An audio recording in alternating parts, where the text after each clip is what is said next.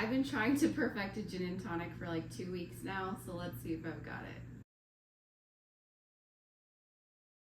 Welcome back to Brewology. I'm Sarah, and tonight we're making a classic G&T. To start off, what you're gonna need is a lime, some gin. I'm using Bombay dry gin, and then for tonic, I've got the Fever Tree Premium Tonic Water. And then as far as tools, you'll want a lemon juicer, unless you want to juice it by hand, and then something to mix your drink in. And I'm using a jigger, you don't have to use one, and something to crush your lime, so some sort of muddler.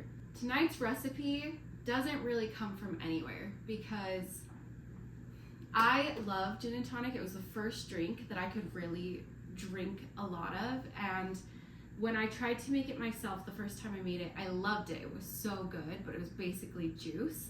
And so I've been working on trying to figure out what the ratios are.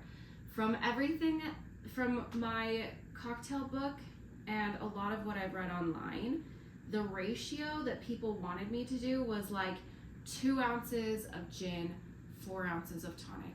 But from what I've found out, that's just not strong enough for me. I have found that this option works the best, and it's not exactly a 1-to-1 ratio. It's definitely 2 ounces of gin, half of a lime, and then fill the rest up with tonic water and ice.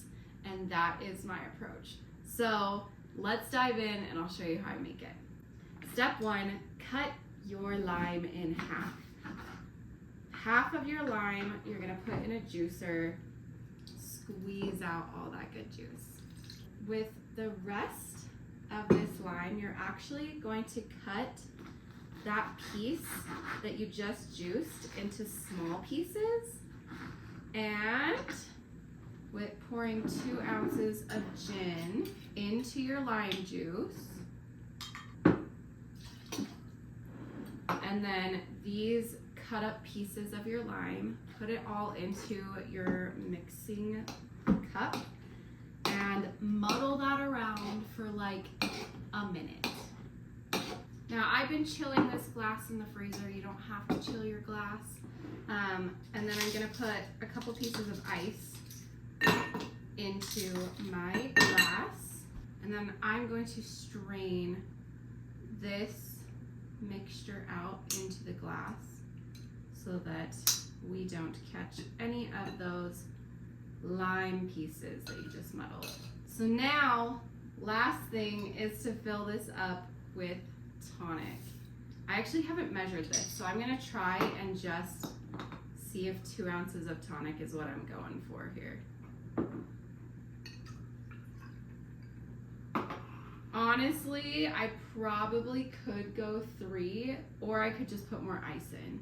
So I think I'm just gonna leave it the way that it is, and I'm just gonna mix that up, because I really like my alcohol quite strong.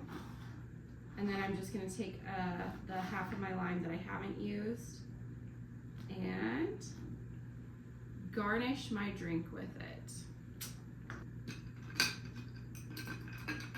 Okay, let's see if I've recreated the magic, because the last time I made it this way, it was amazing.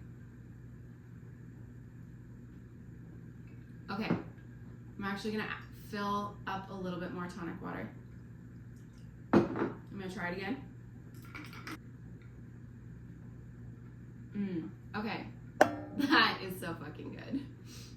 So I would say the 2 ounces of tonic water, it's looking like it's probably more like 3 ounces of tonic water.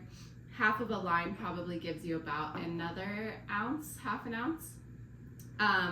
So the ratios may be correct of 2 ounces of gin to 4 ounces of something else. If you're going to add that much lime juice, I'd say definitely cut back on the tonic. But otherwise, this is a great ratio. This is the G&T that I was wanting. Okay, I will write my recipe and my findings and put them on my website, brewology801.com. And feel free to send me any tips and tricks that you may have as well. And I hope you have a great one.